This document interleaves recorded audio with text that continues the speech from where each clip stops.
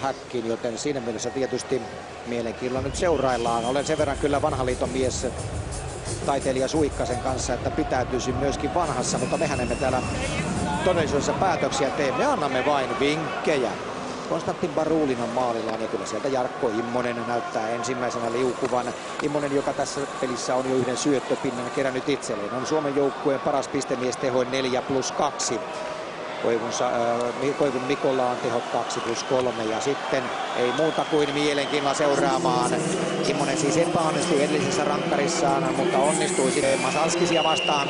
Ja Konstantin Barulin täysin kirjoittamaton kortti vielä näissä rankkarikilpailuissa. Millä tavalla Immonen onnistuu ja onnistuu komeasti.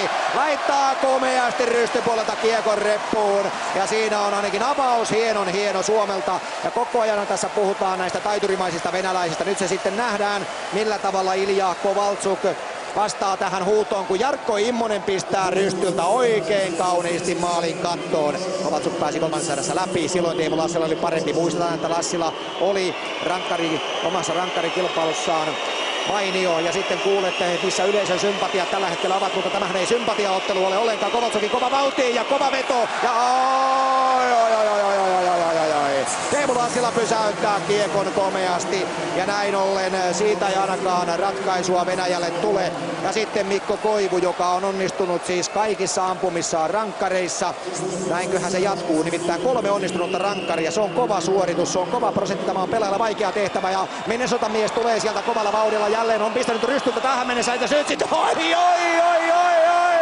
kyllä se on selvää passin lihaa, kun Koivun poika tulee sieltä. Hän nostaa jälleen sinne yläputken alle ja peli ja tilanne on sillä tavalla, että 2 onnistunutta rankkaria Suomella. Ja nyt lyödään sitten joukkueen kapteeni Aleksei Morozoville kauheat paineet niskaan, koska nyt on tehtävä häkki. Muuten tämä homma on selvä. Ensin 3 ampujaa ja Aleksei Morozov joukkueen kapteeni. Ja katsotaan mihin hän pystyy Lassilaa vastaan. Ei pysty mihinkään, vaan Suomi vie komean voiton rankkareilla ja kentän kuningas on siellä. Hän on tällä kertaa Teemu Lassila sanan varsinaisessa merkityksessä.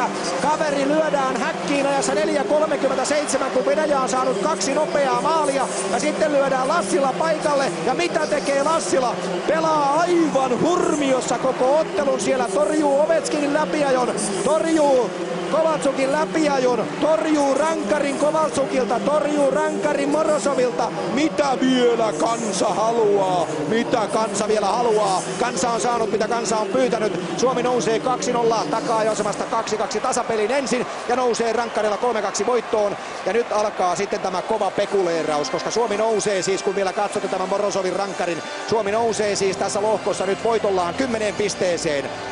Tsekillä on 12 pinnaa, Suomella 10 pinnaa, Saksalla 8 pinnaa, Venäjä varma 4, sillä on 7 pinnaa, joten nythän tässä kaikki katseet kohdistuvat sitten Tsekki-Saksa-otteluun, kohdistuvat siksi, että siellä niin kuin sanottu, lohko 1 siis kohtaa toisen lohkon 4. Näin ollen Venäjälle on tulossa vastaan joko Ruotsi tai Kanada ja sitten